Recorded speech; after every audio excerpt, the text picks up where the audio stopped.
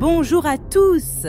3 fois par semaine, plongez avec moi dans l'univers sombre des crimes qui ont secoué le monde entier. De disparitions mystérieuses aux meurtres les plus effroyables, nous explorerons ensemble l'injustice, l'impunité, la corruption et les jugements les plus implacables qui ont marqué ces affaires. Avant de plonger dans ce récit captivant, je vous invite à vous abonner et à activer la cloche pour ne manquer aucune notification. N'oubliez pas de laisser un like, cela m'aidera énormément à continuer à vous proposer du contenu. Sans plus attendre, plongeons ensemble dans chaque détail de cette affaire criminelle. Robert Limon.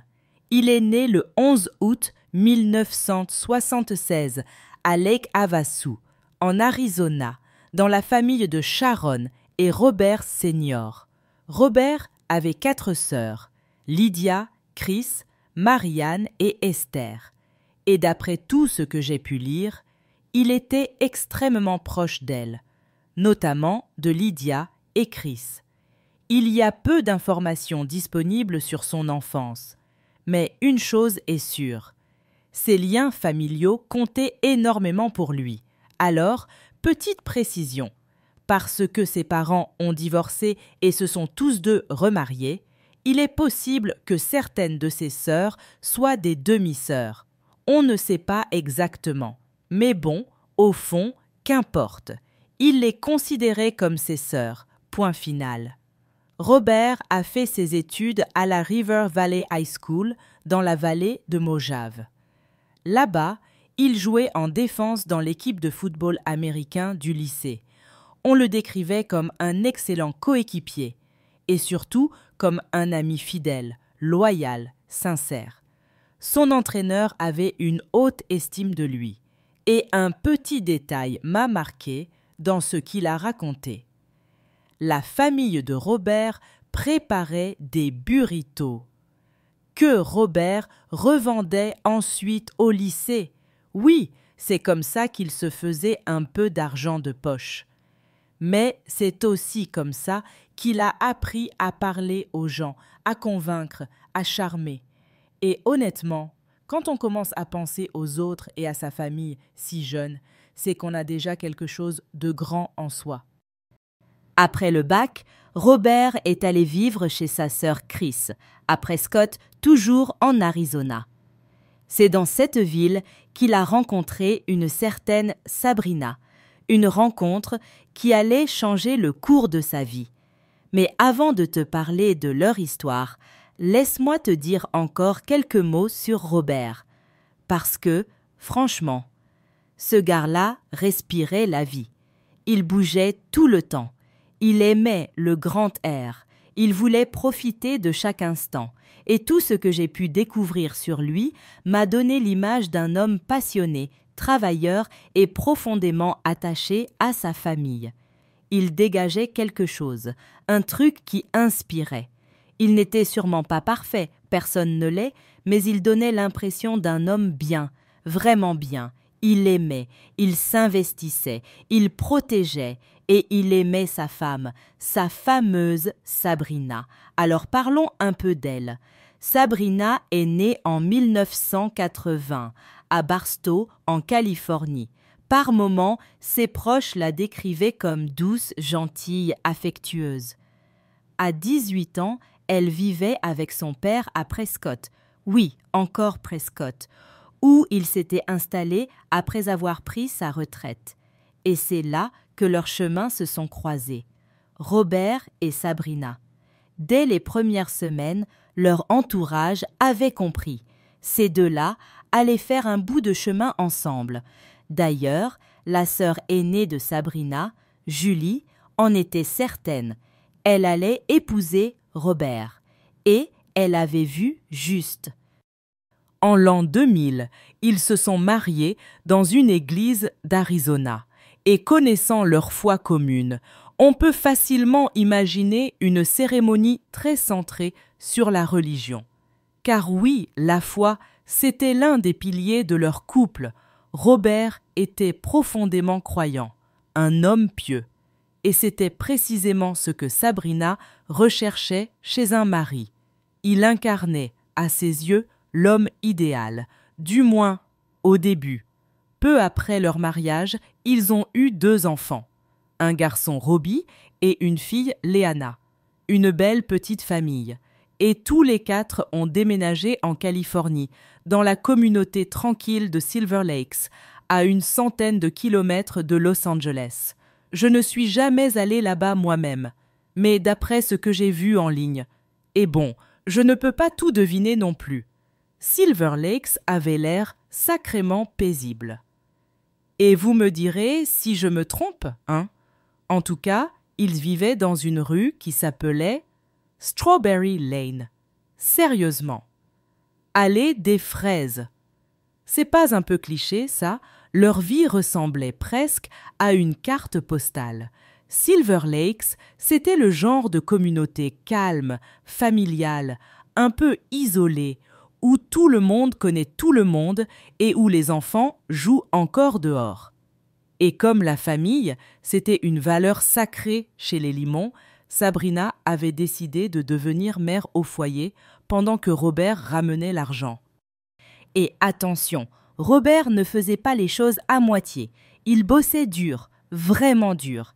Il était mécanicien ferroviaire chez BNSF, la Burlington Northern Santa Fe Railway. Il faisait l'aller-retour entre Silver Lakes et Barstow, parfois bien plus loin, un peu partout dans le sud de la Californie. Son poste ? Intervenant rapide. Traduction. Il remplaçait au pied levé n'importe qui, n'importe où. Il pouvait faire 100 kilomètres d'un coup pour aller réparer un train.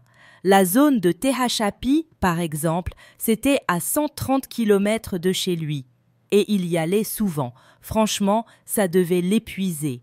Mais il aimait son travail et il était prêt à continuer aussi longtemps que nécessaire pour que sa famille ne manque de rien. Dans ce petit coin tranquille de Silver Lakes, les Limon se sont vite intégrés. C'est souvent comme ça quand on a des enfants. On sympathise avec les parents d'école, les voisins.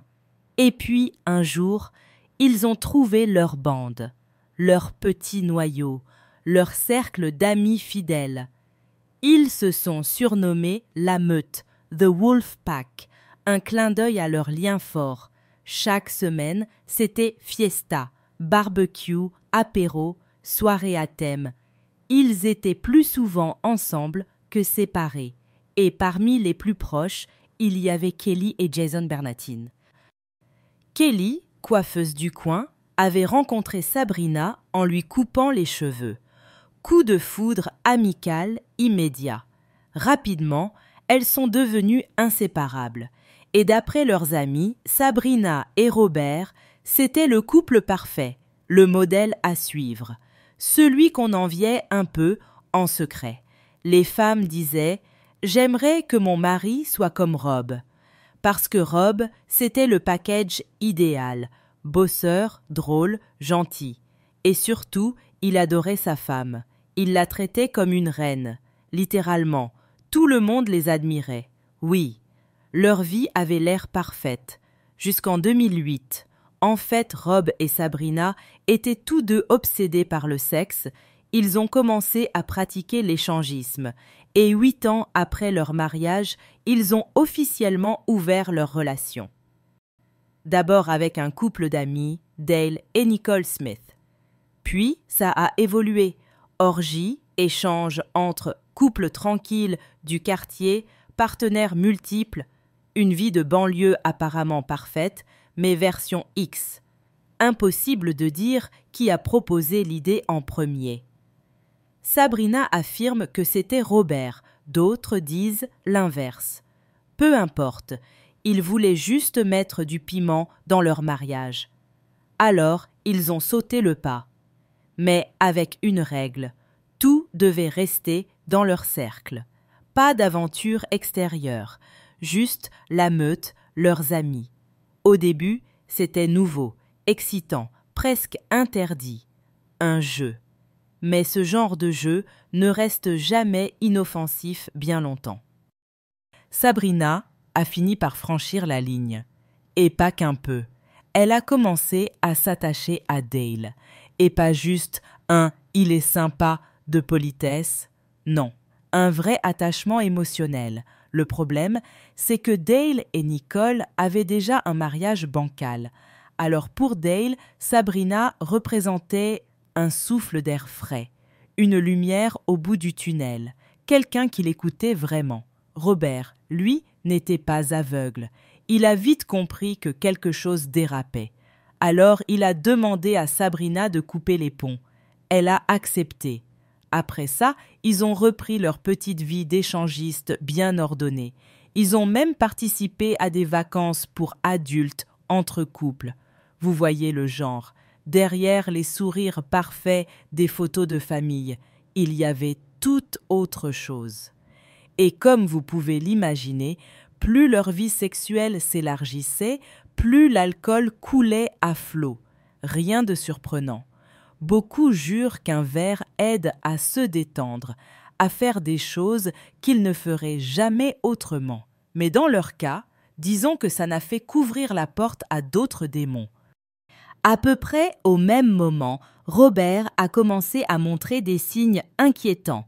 Il était devenu accro au porno. Le mec passait de moins en moins de temps avec Sabrina. Leur vie intime s'effondrait pendant que lui restait collé à son écran jusqu'à pas d'heure. Sabrina, elle, se sentait complètement délaissée. Elle lui a dit qu'elle n'avait jamais vraiment voulu de ce mariage ouvert, qu'elle avait accepté tout ça pour lui, pour préserver leur famille. Et voilà comment il l'avait remerciée. Alors elle a commencé à remettre en question leur choix. Elle s'est souvenue de leurs valeurs, de leur foi, et elle s'est dit que cette histoire de mariage ouvert, ça ne collait plus du tout avec ce qu'elle voulait. Elle en a parlé à Rob. Elle lui a dit qu'elle voulait revenir à quelque chose de plus traditionnel, qu'elle voulait retourner à l'église, retrouver leur lien sacré.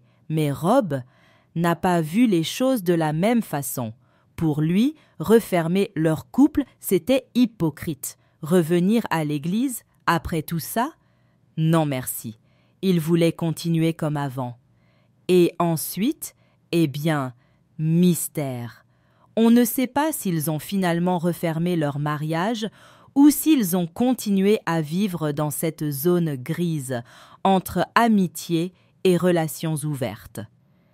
À vrai dire, les seuls à vraiment savoir ce qu'il s'est passé à ce moment-là, ce sont Robert et Sabrina. Alors, mieux vaut garder un brin de recul. Peut-être qu'ils ont trouvé un compromis, peut-être pas, peut-être que l'un des deux a cédé, peut-être qu'aucun n'a jamais changé d'avis. Ce qui est sûr, c'est que derrière cette image de couple idéal, quelque chose s'est fissuré. Mais il faut être clair sur un point, que leur mariage ait été ouvert ou fermé, il y avait toujours une règle non négociable. Aucun d'eux n'avait le droit d'avoir sa propre relation en dehors du couple. Pas de petit copain pour Sabrina, pas de petit ami pour Robert. Ce n'était jamais dans les termes de leur arrangement. Ce qu'ils appelaient un mariage ouvert, c'était juste des expériences partagées avec d'autres couples de la meute, des gens qu'ils connaissaient, des gens qui consentaient. Point final. Mais Sabrina, elle a fini par franchir la ligne. Encore. En 2012, alors qu'elle bossait à mi-temps comme démonstratrice chez Costco, tu sais, ces gens qui te tendent des échantillons de fromage avec un faux sourire, elle a rencontré Jonathan Hearn.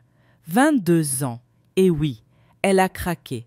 Ils ont commencé à sortir ensemble, en secret. Personne n'était au courant, pas même leurs amis les plus proches. Tout le monde était dans le noir, jusqu'à ce qu'un drame éclate. Et c'est là qu'on arrive au 17 août 2014. Ce jour-là, Robert a pris la route pour Tehachapi, comme d'habitude, à environ 130 km de chez lui. Il remplaçait un collègue, rien d'inhabituel. Il devait bosser jusqu'à 19 heures. Un autre collègue devait ensuite prendre le relais, pendant que Robert rentrerait chez lui. Mais ce jour-là, quand le collègue est arrivé, il n'a pas vu Robert préparer son camion. Pas de sac chargé, pas de moteur allumé, non. Robert était affalé sur le côté conducteur. Une balle dans le torse, une autre dans la tête. Les secours ont été appelés à 18h47. Mais quand ils sont arrivés, c'était déjà trop tard. Robert avait 38 ans. 38. Et sa vie venait de lui être volée. Ce soir-là, Sabrina a passé une avalanche d'appels à son mari. Elle s'inquiétait. Il n'était pas rentré. Leur fille, qui devait reprendre l'école le lendemain, était restée éveillée tard pour lui. Elle aussi avait essayé de l'appeler. Et puis, peu après, le téléphone a sonné. Mais ce n'était pas Robert. C'était la police. Ils lui ont annoncé la nouvelle. Et, d'après les premiers témoignages, Sabrina s'est montrée dévastée, choquée, effondrée. Sur la scène du crime, les enquêteurs ont vite commencé à douter. Tout semblait avoir été saccagé. Des papiers partout, des dossiers éventrés, les tiroirs grands ouverts. Même un ordinateur portable avait disparu. Alors, au départ, ils ont cru à un cambriolage qui aurait mal tourné. Mais cette hypothèse n'a pas fait long feu. En quelques heures à peine, les flics ont commencé à flairer un truc louche. Un détail, surtout, a tout fait basculer. Il n'y avait aucune douille sur place. Rien. Et ça, pour un meurtre à l'arme à feu, c'est très parlant. Parce que ramasser ces douilles, c'est exactement ce que ferait un tueur qui veut brouiller les pistes. Un voleur pris de panique, il n'a pas le temps ni l'idée de nettoyer derrière lui. Il s'enfuit. Point. Et puis, soyons sérieux. Qui diable irait cambrioler un bureau de la BNSF? Ce n'est pas une banque. Il n'y a pas de coffre, pas d'argent liquide.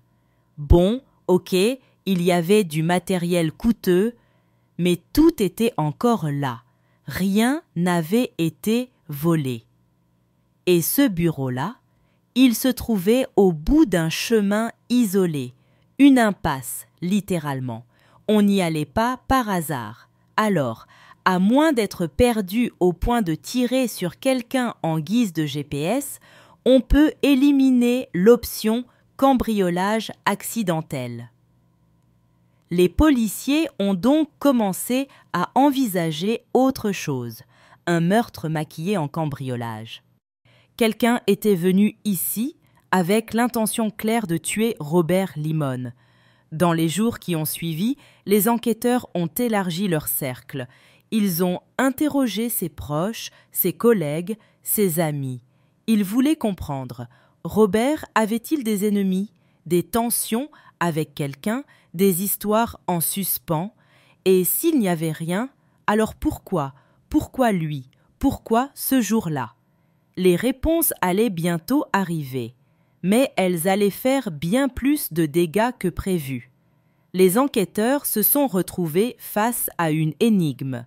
Rob Limon n'avait aucun ennemi. Tout le monde le décrivait comme un homme aimant, généreux, sans histoire. Même sa femme, Sabrina, affirmait que leur mariage était parfait, sans infidélité. Pourtant, quelque chose clochait. Le lendemain du meurtre, le 18 août 2014, une caméra de surveillance de la BNSF a filmé un homme blanc boitant, se dirigeant vers la scène du crime à l'heure du meurtre. Son visage était flou, mais sa démarche marquée a éveillé les soupçons. Un certain Joshua, reconnu pour sa claudication, a été interrogé. Une empreinte correspondait à sa chaussure, mais son alibi était solide. Impasse. Les policiers ont ensuite tenté d'exploiter la caméra du camion de Rob sans succès. Moteur éteint, caméra coupée. ils ont envisagé que la cible n'était peut-être pas Rob, mais un collègue qu'il remplaçait. Nouvelle impasse. Même la récompense de 100 000 $ offerte par la BNSF n'a attiré que des faux témoins. Puis, un armurier a appelé.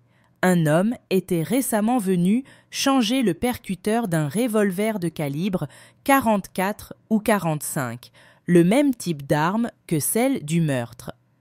Modifier le percuteur permet justement d'empêcher toute identification balistique.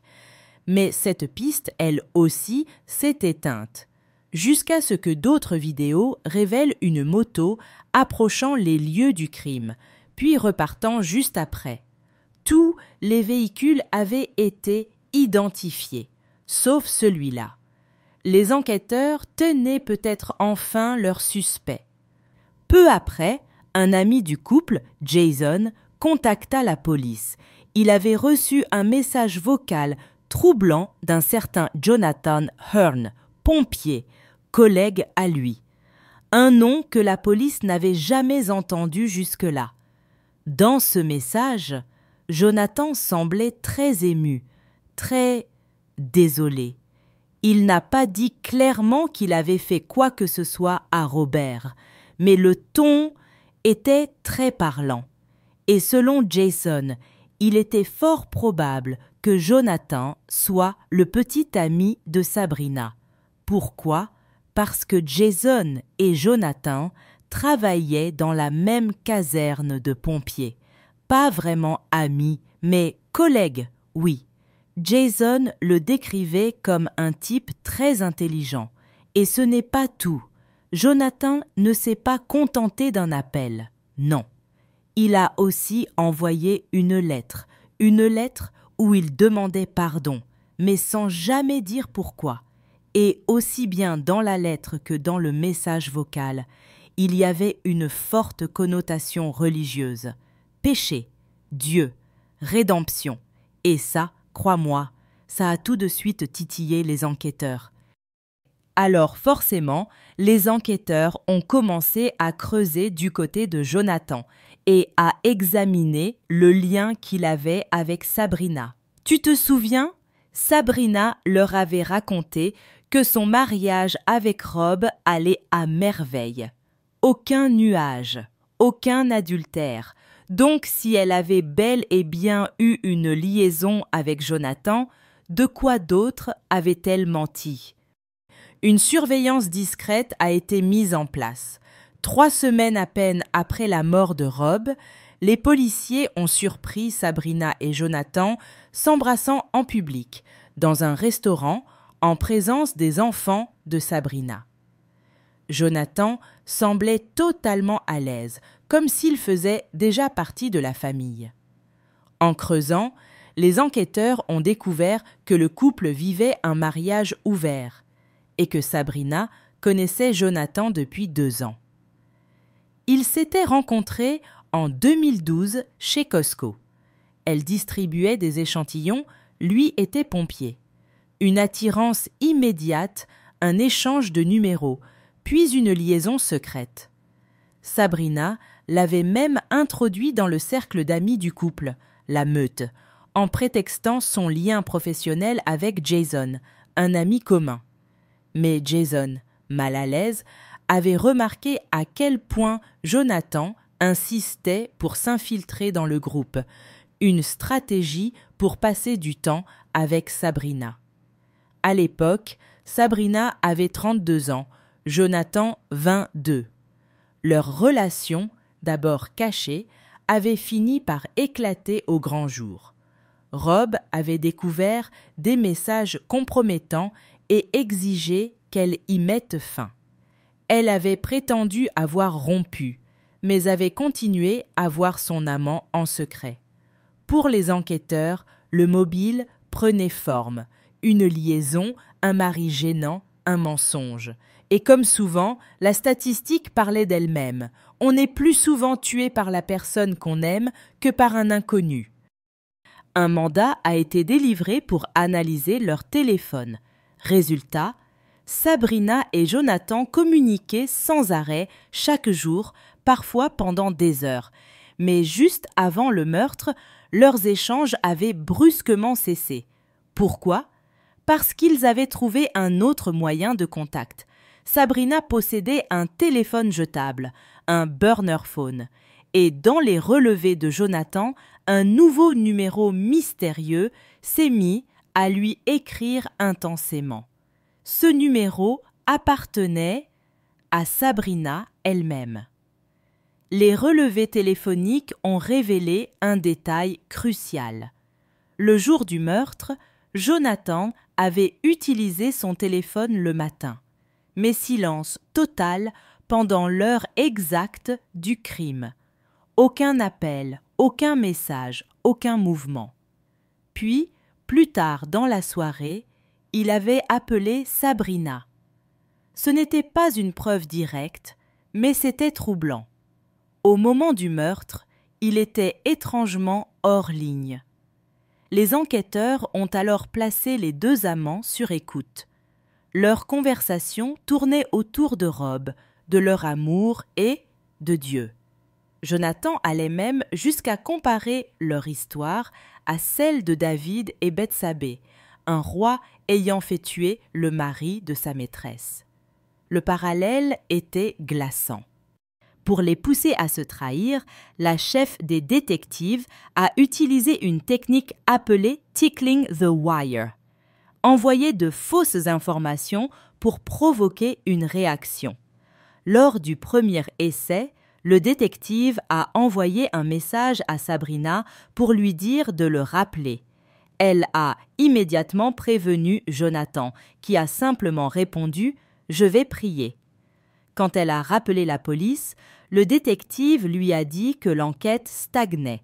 Elle est restée calme, presque détachée, puis a rappelé Jonathan sans la moindre émotion. Échec. Deuxième tentative. Les enquêteurs ont menti à Sabrina en lui disant qu'ils avaient trouvé de la sueur et un profil ADN complet sur la scène du crime. Elle a semblé surprise, mais pas paniquée, du moins extérieurement. Peu après, elle a appelé Jonathan. Il a d'abord cru à une ruse policière, puis a lâché cette phrase sidérante. « Je prie pour que tout ça disparaisse. » Il ne priait pas pour la justice, mais pour que le meurtre s'efface. Les policiers ont alors frappé plus fort. Troisième manipulation. Ils lui ont envoyé une photo du motard vue sur la vidéo de surveillance, prétendant avoir un témoin affirmant qu'il s'appelait John. Sabrina a nié le connaître, mais sa voix tremblait. À la fin de son appel avec Jonathan, les enquêteurs ont senti une tension d'adieu, comme s'ils savaient que tout allait s'effondrer. Et effectivement, le 18 novembre 2014, 3 mois après le meurtre de Rob, Sabrina et Jonathan ont été arrêtés. L'enquête a révélé que Jonathan possédait une arme du même calibre que celle utilisée pour tuer Rob, une moto identique à celle filmée, et qu'il avait même été capté par une caméra à une station-service peu après le crime. Sur les images, il avait changé de vêtements et modifié sa moto pour la dissimuler. Mais comme le dirent les enquêteurs, la vérité, elle, ne se déguise jamais longtemps. Avec ces nouvelles preuves, les enquêteurs ont enfin eu de quoi agir. Ils ont exécuté un mandat de perquisition qui a confirmé leurs soupçons. Jonathan possédait tout ce que montraient les caméras. Chez Sabrina, ils ont découvert des documents financiers de la BNSF, une assurance vie de 300 000 $ et plus de 300 000 $ en dépôt bancaire. Pourtant, elle n'a rien reconnu. Elle a avoué l'adultère, mais a nié toute implication dans le meurtre, prétendant que Jonathan avait agi seul. Les enquêteurs l'ont confrontée à ces contradictions, mais elle est restée muette, ne s'excusant que pour sa liaison. Faute de preuves directes, le procureur a abandonné les poursuites et elle a été libérée. Les proches de Rob ont crié à l'injustice, tandis que Sabrina a quitté Silver Lakes avec ses enfants, harcelés à l'école. Pendant ce temps, Jonathan a d'abord plaidé non coupable, puis, après 2 ans de détention, a accepté un accord. Il a témoigné contre Sabrina en échange d'une peine réduite. Le 6 janvier 2017, Sabrina a été arrêtée de nouveau et inculpée pour meurtre, complot, sollicitation et empoisonnement. Son procès a débuté le 11 septembre 2017. La défense a affirmé qu'elle avait été manipulée par Jonathan, qui a exploité sa foi et utilisé la religion pour la contrôler. La défense a affirmé que Jonathan avait manipulé Sabrina, profitant de leur relation pour obtenir des informations sur Rob et le tuer sans qu'elle ne s'en doute. Leur objectif, admettre la liaison, mais convaincre le jury que Sabrina n'était pas une meurtrière. Selon eux, la seule preuve contre elle était la parole de Jonathan, qui avait tout intérêt à mentir après son accord avec la justice. Pourtant, ces messages à Jonathan après le meurtre ont contredit son image de victime. Quelques jours après la mort de Rob, elle lui écrivait « Je me sens bénie » et « Oh, comme je t'aime, mon bel homme ». 2 semaines après les funérailles, elle lui envoyait encore des lettres d'amour exaltées. Les relevés téléphoniques ont montré que, le soir du meurtre, Sabrina appelait Jonathan sur son téléphone secret, tout en simulant des appels inquiets à son mari déjà mort. Jonathan a reconnu lui avoir dit « Je l'ai fait, tout va changer ». L'accusation a démontré que les amants avaient planifié le meurtre pour toucher l'assurance vie de Rob et vivre ensemble. Jonathan a raconté leur rencontre, leur liaison et leurs projets. Ils avaient d'abord tenté d'empoisonner Rob avant que Jonathan ne le tue avec une arme à feu après que Sabrina lui ait donné tous les détails nécessaires. Après 15 jours de procès, le verdict est tombé. Sabrina Limon a été reconnue coupable de meurtre, tentative de meurtre, sollicitation et complot. Elle a été condamnée à 25 ans à perpétuité, tandis que Jonathan a écopé de 25 ans et 4 mois. Les enfants du couple ont été confiés à la famille de Sabrina. Et Rob, lui, est mort pour rien. Pour une liaison, pour de l'argent, pour une illusion. Eh bien, chers spectateurs, c'est ici que se termine l'histoire criminelle d'aujourd'hui. Je serais très intéressée de connaître votre avis, alors je vous invite à le partager dans les commentaires de la vidéo, toujours dans le respect de la victime et de sa famille. N'oublions jamais que nous pouvons débattre, mais avec le respect que chacun mérite. Je vous rappelle de vous abonner à la chaîne et de laisser un like pour me faire savoir que mon travail vous plaît. Bonne nuit et à la prochaine histoire criminelle.